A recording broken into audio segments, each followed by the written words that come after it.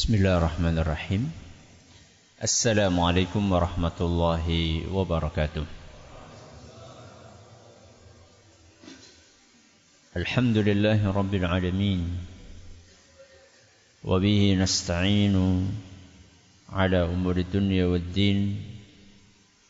Wa sallallahu ala nabiyyina wa sayyidina Muhammadin wa ala alihi wa sahbihi ajma'in, amma ba'd.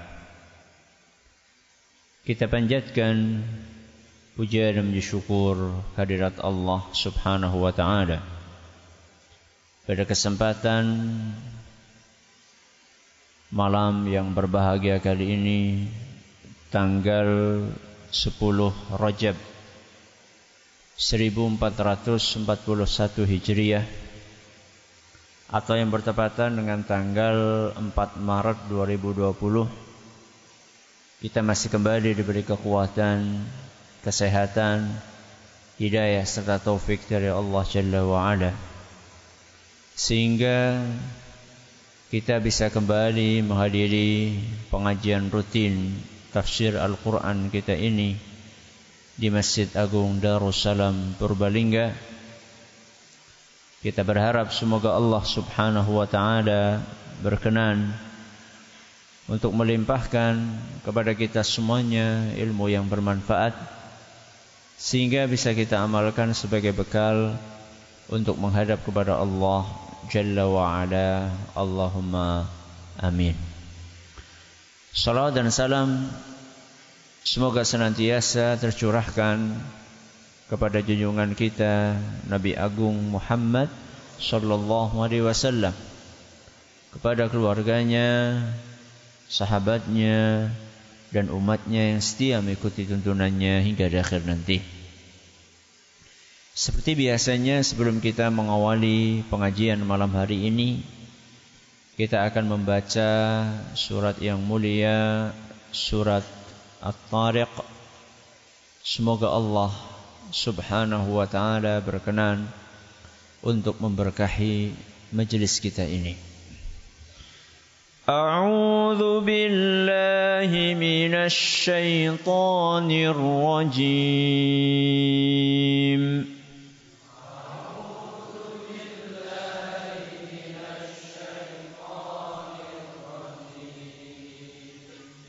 Bismillahirrahmanirrahim.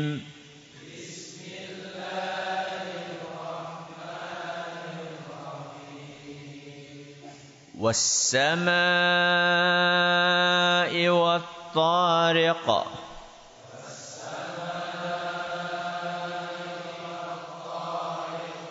Wa ma adraka ma الطارق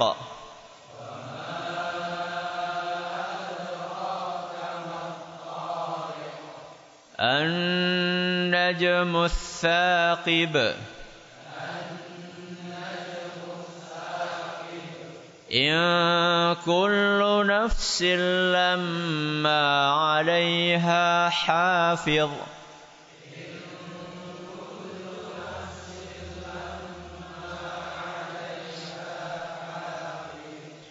فلينظر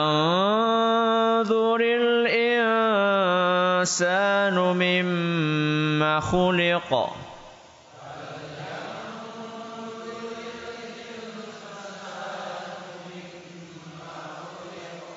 خلق من ماء دافق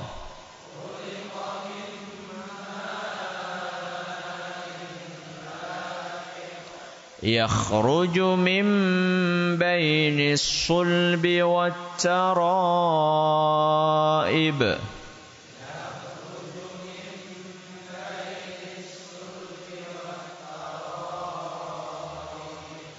إنه على رجعه لقادر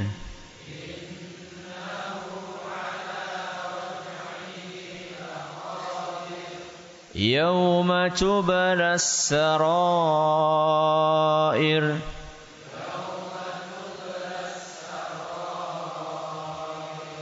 فما له من قوة ولا ناصر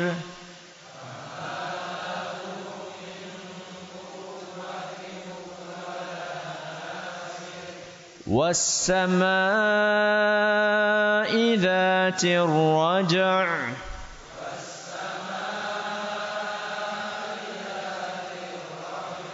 والأرض ذات الصدع إنه لقول فصل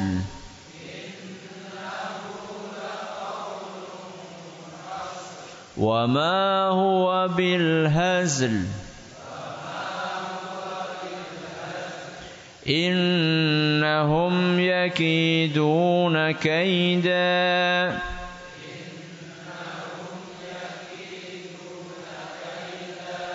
وأكيد كيدا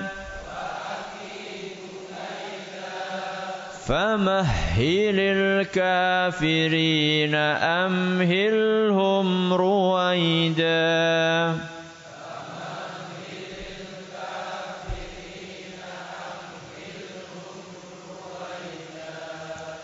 Para hadirin dan hadirat sekalian kami hormati dan juga segenap pendengar serta pemirsa yang mudah-mudahan senantiasa dirahmati oleh Allah Azza wa Jalla. Alhamdulillah, pada pertemuan yang lalu kita telah menyelesaikan tafsir ayat ke berapa? Ke-11. Apa bunyinya ayat ke-11? Was-samaa'i dzatir raja'. Apa artinya? Demi langit yang mengandung hujan. Masih ingat apa korelasi antara hujan dengan Al-Quran? Kenapa? Sama-sama membawa kehidupan. Air hujan untuk kehidupan apa? Jasmani, sedangkan Al-Quran untuk kehidupan rohani. Bagaimana supaya kita bisa hidup hati dan rohani kita dengan Al-Quran? Caranya pripun? Dibaca. 2, dipahami. 3, diamalkan. Ini pembahasan kita pada pengajian yang telah lalu. Hari ini kita akan melanjutkan ayat berikutnya, yaitu ayat ke-12. Apa bunyinya? Wal ardi dzatis sad'a. Kalau di ayat yang ke-11 Allah bersumpah dengan was-samaa'i. Demi apa? Langit. Pasangannya langit apa? Bumi. Makanya di ayat yang ke-12 ini Allah bersumpah dengan bumi. Jadi Al-Quran itu sering menggandengkan antara langit dengan apa? Bumi. Siang, malam. Laki-laki, perempuan. Ada surga, ada apa? Neraka. Sehingga Al-Quran itu mudah dipahami. Karena memang Allah Azza wa Jalla dalam uslubnya, dalam susunan kata-kata dan pembahasannya, itu sering menggandengkan antara dua hal yang memang bergandengan. Antara lain adalah langit dengan apa? Bumi. Langit itu makhluk yang posisinya di mana? Atas. Kalau bumi posisinya di bawah. Berarti Allah menggandengkan antara atas dengan apa? Bawah. Wal ardi dzatis sada'. Demi bumi dzatis sada', yang mempunyai as-sada'. Apa artinya as-sada'? Kata Ibnu Abbas radhiyallahu anhuma, dzatun nabat. Nabat itu artinya tetumbuhan. Berarti demi bumi yang mempunyai napa? Tetumbuhan.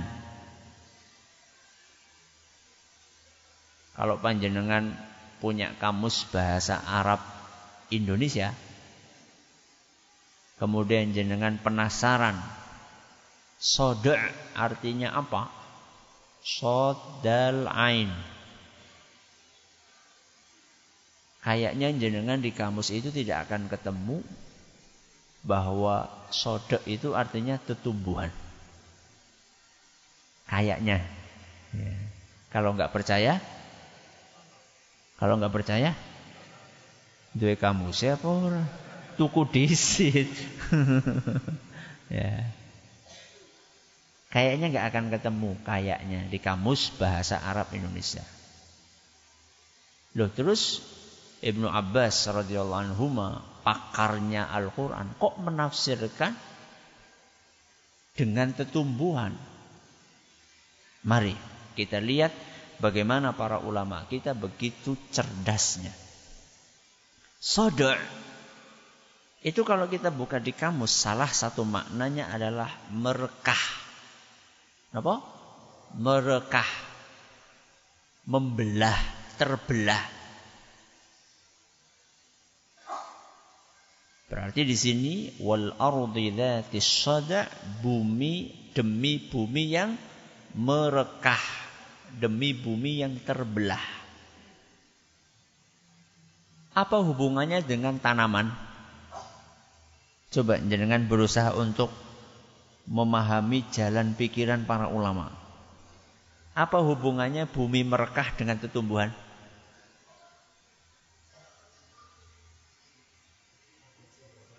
Ketika biji itu berada di dalam tanah, kemudian dia mulai nopo? Tumbuh, maka tanah itu akan merekah. Sehingga Ibnu Abbas radhiyallahu anhuma langsung menafsirkan demi bumi yang memiliki tetumbuhan. Walaupun arti soda' tadi apa tadi? Merekah. Karena ketika bumi merekah itu, tumbuhlah pohon-pohonan dari benih yang kecil. Allah Subhanahu wa ta'ala menjelaskan lebih terang lagi, lebih gamblang lagi dalam surat yang lain, supaya kita tidak dianggap ngarang penafsiran. Di dalam ayat lain, tepatnya dalam surat Abasa. Surat apa? Abasa. Ayat 24 sampai 31. Ayat pinten? 24 sampai 31. Di sini Allah Azza wa Jalla menjelaskan secara detail apa yang tadi kita jelaskan.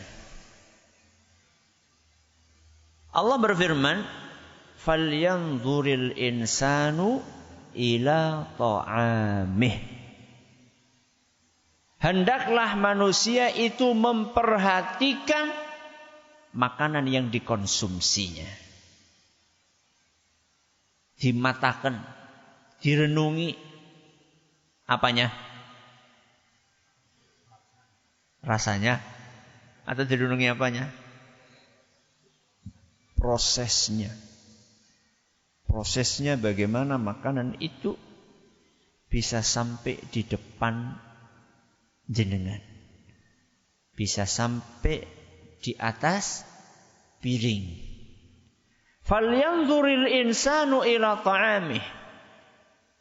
Hendaklah manusia memperhatikan makanan yang dia konsumsi. Lihat proses panjangnya. Bagaimana prosesnya? Anna sababnal ma'a sabba. Proses itu diawali, kata Allah, sesungguhnya kami mencurahkan air yang melimpah. Dari mana? Saking pundi? Langit. Nah, ini air yang melimpah. Yang sedang kita rasakan saat ini, yang kita dengar suaranya itu. Anna sababnal ma'a sabba. Makanan yang kalian konsumsi itu diawali dengan Allah menurunkan hujan yang deras. Terus apa? Tsumma syaqaqnal arda syaqqa. Kemudian kami belah bumi itu dengan sebaik mungkin. Lihat, Allah turunkan hujan, terus setelah itu buminya oleh Allah diapakan? Dibelah. Dibikin bumi itu merekah. Selanjutnya, fa'ambatna fiha habba. Kemudian kami tumbuhkan di dalam bumi tersebut muncul keluar benih. Biji-bijian. Biji-bijian itu apa contohnya? Itu banyak banget. Jagung, padi, kacang, apa maning? Wis kuwi tok. Jere akeh. Kedele, edamame. Lihat bagaimana Allah Subhanahu wa taala jelaskan, Allah turunkan hujan, kemudian bumi Allah belah, kemudian Allah tumbuhkan. Ini yang tadi saya sampaikan. Wal ardi dzatis sad'. Demi bumi yang merekah. Merekah untuk apa? Untuk mengeluarkan tumbuhannya. Dan subhanallah, Allah Azza wa Jalla bikin tumbuhnya tanaman itu dengan pembelahan bumi yang sebaik mungkin. Kalau pohonnya kecil ya terbelahnya apa? Kecil. Kalau pohonnya gede ya terbelahnya gede. Menyesuaikan dengan pohonnya tersebut. Kemudian Allah lanjutkan, apalagi selain biji-bijian? Wa inabaw wa qadba. Dan juga kami tumbuhkan anggur dan sayur-sayuran. Apalagi? Wa zaituna wa nakhla. Dan buah atau pohon zaitun serta pohon kurma. Wa hadaiqa ghulba. Dan taman yang lebat. Wa fakihatan wa abba. Buah-buahan dan rerumputan. Ini Allah ceritakan bagaimana proses tumbuhnya apa? Tumbuhan. Berarti kalau kita perhatikan ayat barusan, anna, sesungguhnya kami. Kemudian syaqaqna, kami juga. Berapa kali Allah sebutkan kami. Kami di situ maksudnya siapa? Allah. Berarti yang menumbuhkan tumbuhan itu Allah. Kita itu cuma apa? Kita itu cuma nanam. Setelah kita masukkan ke tanah, urusannya Allah. Berarti kita itu cuma nanam, bukan apa? Bukan menumbuhkan. Makanya pernah nggak nanam terus nggak tumbuh? Pernah nggak? Pernah. Nanam nggak tumbuh. Nggak nanam tumbuh. Pernah. Yang mana yang lebih sering? Nanam nggak tumbuh. Ya. Nggak nanam tumbuh. Berarti yang menumbuhkan itu bukan sinten? Bukan manusia. Ya wis nek kowe ngenteni bae. Ya enggak juga. Ya masa petani lah wis masane tukul apa? Pari ya pari, ya suketok tukul. Kita kan disuruh nopo? Berusaha. Kita disuruh berikhtiar. Selanjutnya Allah Subhanahu wa taala yang menentukan. Ya kayak orang berobat lah. Orang sakit kan diperintahkan untuk nopo? Berobat. Tapi kemudian setelah berobat sembuh atau tidak sembuh, itu terserah sinten Allah. Pengen dapat duit, nopo? Kerja. Setelah bekerja, dapatnya banyak atau sedikit atau nggak dapat, itu terserah Allah. Pengen punya anak, nikah. Setelah menikah, dapat anak atau tidak dapat anak, itu terserah Allah. Anaknya sedikit atau banyak, terserah Allah. Jadi jangan sampai ketika kita sampaikan yang menumbuhkan tumbuhan itu Allah, bukan kita. Jangan kemudian muncul pemahaman, ya wis kayak gue apa? Ngenteni bae. Ya. Nek masane tukul duren ya duren. Dinteni ya tukule udah duren. Kita nanam apa enggak? Setelah nanam, setelah itu kita serahkan kepada Allah Subhanahu wa taala. Banyak berdoa kepada Allah Azza wa Jalla. Ya.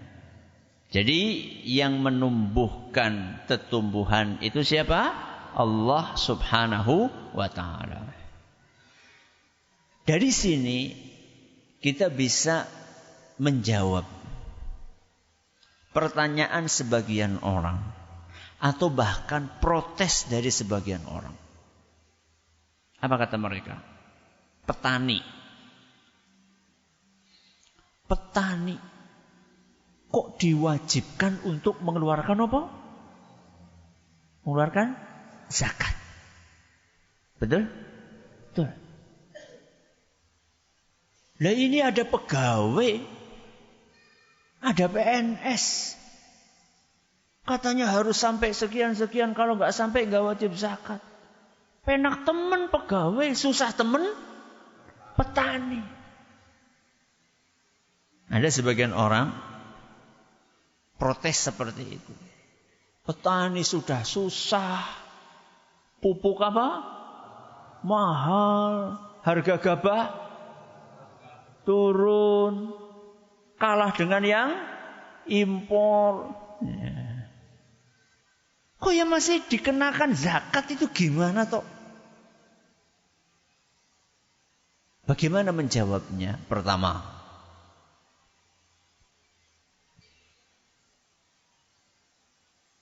sebagaimana harta, duit, emas, perak itu ada nisabnya, hasil panenan petani juga ada nopo? Nisabnya. Nisab niku napa ta? Batas minimal wajib dikeluarkan zakatnya, itu nisab namanya. Emas sekian gram, perak sekian gram. Kalau belum sampai sekian gram berarti belum nopo? Wajib zakat. Petani juga sama. Berarti tidak setiap petani wajib mengeluarkan zakat. Ini yang harus kita pahami dulu. Sebagaimana peternak kambing, peternak sapi juga tidak semua wajib zakat. Tergantung sapinya sudah berapa ekor, kambingnya sudah berapa ekor. Itu dijelaskan secara detail di dalam agama kita. Petani itu wajib mengeluarkan zakat dalam hadis riwayat Bukhari dan Muslim, walaysa fima duna khamsi aw suqin sadaqah. Hasil panenan yang enggak nyampe 5 wasak. Nanti saya akan jelaskan. Hasil panenan yang tidak sampai 5 wasak itu tidak wajib dizakati. 5 wasak itu berapa? kira-kira 7,2 kintal. Pinten? 7,2 kintal. Berarti kalau ada petani cuma dapat 6 kintal, wajib zakat mboten? Wajib mboten?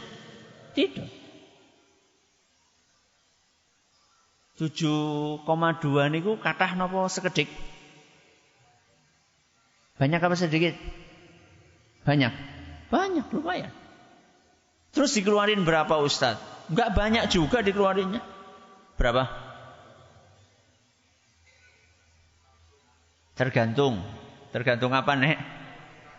Tergantung pengairannya. Bagus. Pengairannya mengandalkan dari air hujan atau air irigasi atau harus ngeluarin biaya. Ngeluarin biaya ini contohnya pripun? Harus nyedot dari tanah. Masang nopo? Apa itu alat itu? Sanyo ya, diesel ya untuk nyedot air. Kalau ini kan berarti kan keluar tambahan duit. Kalau cuma mengandalkan dari langit, ya berarti kan enggak perlu mengeluarkan duit tambahan. Itu bedakan. Kalau pengairannya dari langit, dari sungai, dari irigasi, itu 10%. Kalau ada biaya tambahan, pengeluaran untuk pengairan, harus nyedot, pakai alat, beli solar, nyewa ini, nyewa itu cuma berapa? 5%. Coba sekarang ayo kita hitung. Kalau 7,2 kintal. 10%-nya berapa? 72 kilo. Masih sisa berapa? Masih sisa 6, sekian kintal. Lebih banyak yang disisakan atau yang dikeluarkan? Lebih banyak disisakan. Ini jawaban yang pertama. Jadi kalau ada yang protes, kenapa petani harus apa? Mengeluarkan zakat, padahal petani itu orangnya susah. Jawaban yang pertama adalah tidak setiap petani wajib zakat. Kalau petani panennya cuma dapat setengah kintal, itu bukan wajib zakat. Itu namanya berhak mendapatkan zakat.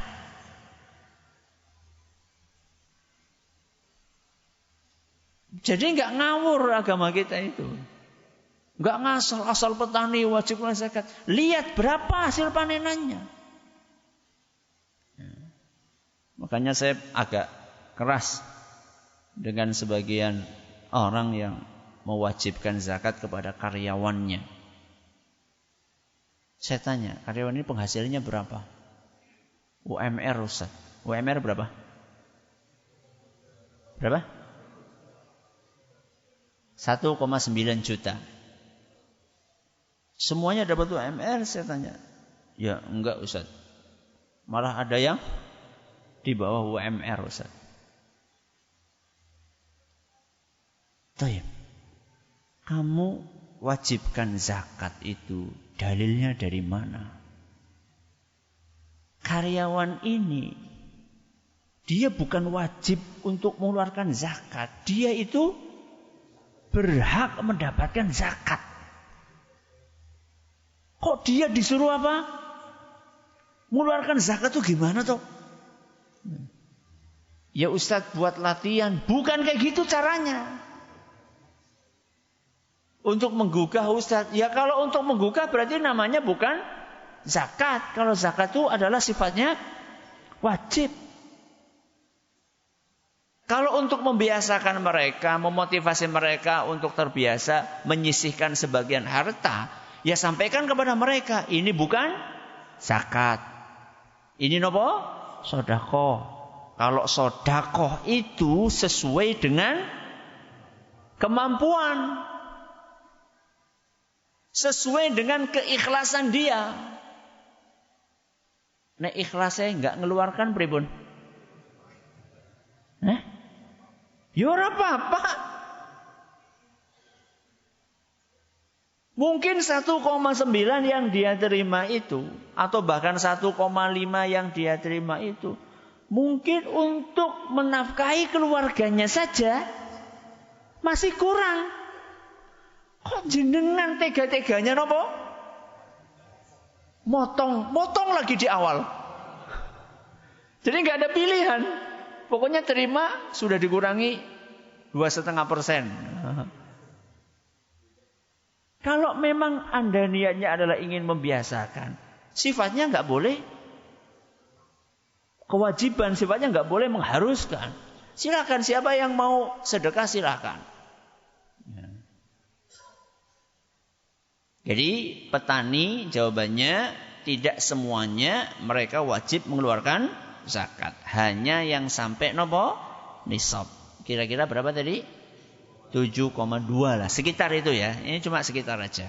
Sekitar 7,2 kintal. Baik. Jawaban yang kedua.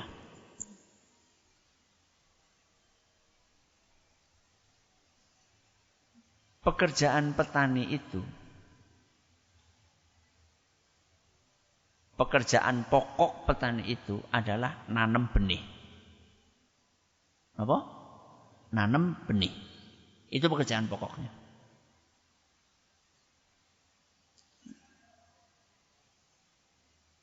Panen sih biasanya berapa lama? Berapa? 100 hari. 100 hari itu berapa? 3 bulan sekian. Selama 3 bulan berikutnya petani itu apa? Menyerahkan proses tumbuhnya kepada siapa?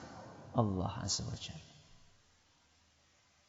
Ada enggak petani yang berani mengatakan saya yang menumbuhkan dari benih sampai jadi tetumbuhan, besar lagi, hijau, mulai ada isinya, mulai kuning. Ada enggak petani yang berani saya yang menumbuhkan itu? Ada? Enggak ada. Setelah dia tanam benih-benih tersebut, setelah itu Allah Subhanahu wa taala yang melanjutkan prosesnya. Selama berapa hari, selama berapa bulan tadi? 3 bulan 10 hari atau sekitar 100 hari ya. Seandainya petani itu menanam benih dalam beberapa hari, sehari atau 2 hari.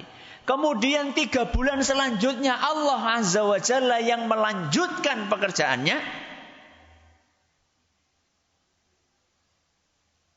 Apa enggak boleh Allah minta dari petani itu, pinten? 5% atau 10%? Boleh nopo mboten? Boleh. Wong petani nanam beberapa hari, setelah itu kelanjutannya Allah. Yuk, tapi kan petani kan menyiangi Ustaz. Masih ada pekerjaan yang lain. Nyabutin apa? Rumput, terus ngapain? Mupuk, terus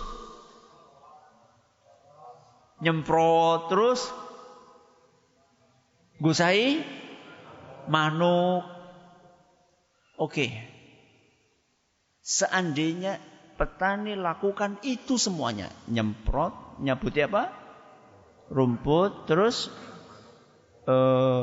mupuk, terus jagani manuk. Kemudian padinya enggak tumbuh. Mau ngapain? Nyemproti apa? Ya. Tetap pokoknya itu bukan di pupuknya, bukan di semprotannya, bukan di jaga manuknya. Tetap pokoknya adalah Allah Azza wa Jalla berkenan untuk menumbuhkan padi tersebut. Maka seandainya kemudian Allah Azza wa Jalla meminta kepada petani agar mereka mengeluarkan berapa persen? 5 atau 10%. Manakala hasil panenannya sampai nisab, itu pantas dan layak buat Allah untuk mengambilnya. Dan ingat, ketika Allah Subhanahu wa taala meminta petani, meminta kita untuk mengeluarkan zakat, untuk kepentingan siapa? Kepentingan siapa? Allah. Allah butuh dengan beras kita? Allah butuh dengan emas kita? Allah butuh dengan perak kita? Allah butuh dengan uang kita? Tidak. Itu semuanya kembali kepada kita sendiri. In ahsantum ahsantum li anfusikum wa in asa'tum falaha. In ahsantum ahsantum li anfusikum. Seandainya kalian berbuat baik, maka efek positifnya akan kembali kepada kalian sendiri. Ini dalam surat Al-Isra ayat 7. Surat apa? Al-Isra ayat 7. Jadi ketika petani itu mengeluarkan zakatnya yang 5% atau 10%, itu manfaatnya untuk dia sendiri. Apa manfaatnya? Ya, yang pertama dia mendapatkan pahala dari Allah Azza wa Jalla karena telah menjalankan perintah agama. Yang kedua, Allah akan berkahi. Allah akan jaga. Banyak kan sekarang petani mengeluh, ya Allah, kenapa ya yang namanya hama bolak-balik apa? Datang. Panenan ini wereng, panenan berikutnya walang, panenan berikutnya tikus, panenan berikutnya keong.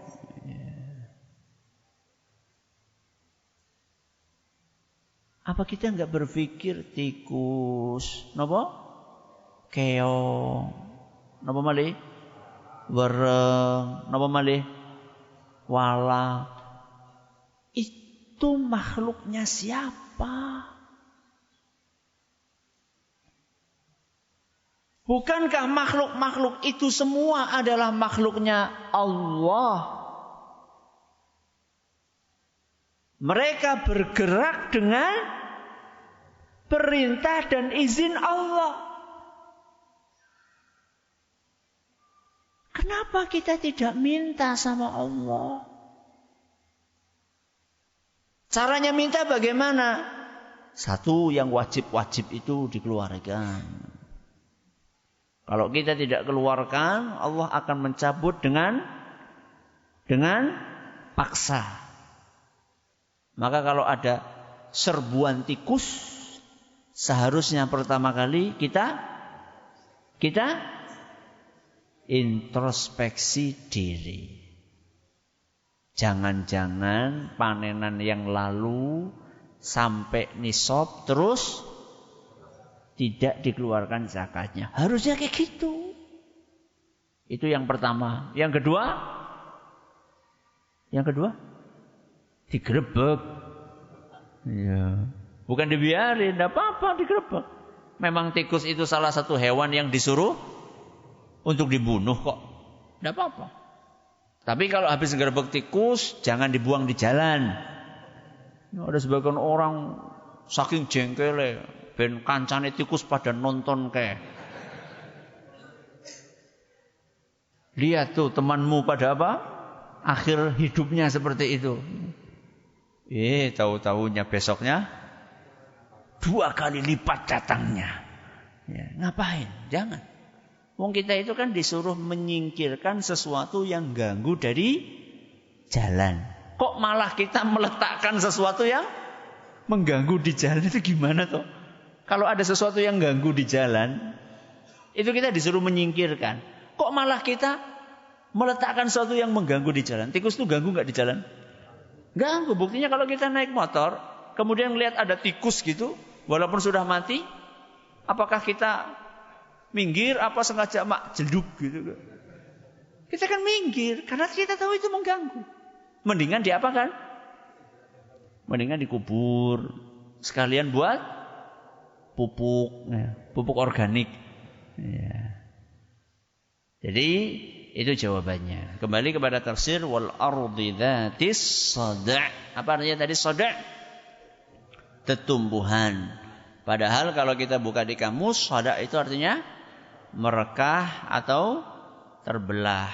Kenapa kok bisa ditafsirkan menjadi tumbuhan? Karena saat tumbuhan itu muncul, keluar dari tanah, maka tanah itu akan terbelah atau akan merekah. Wallahu a'lam bishawab. Mudah-mudahan apa yang kita pelajari bermanfaat buat kita semua. Masih ada waktu? 1 menit. Subhanakallahumma wa bihamdika asyhadu an la ilaha illa anta astaghfiruka wa atubu ilaik. Assalamualaikum warahmatullahi wabarakatuh.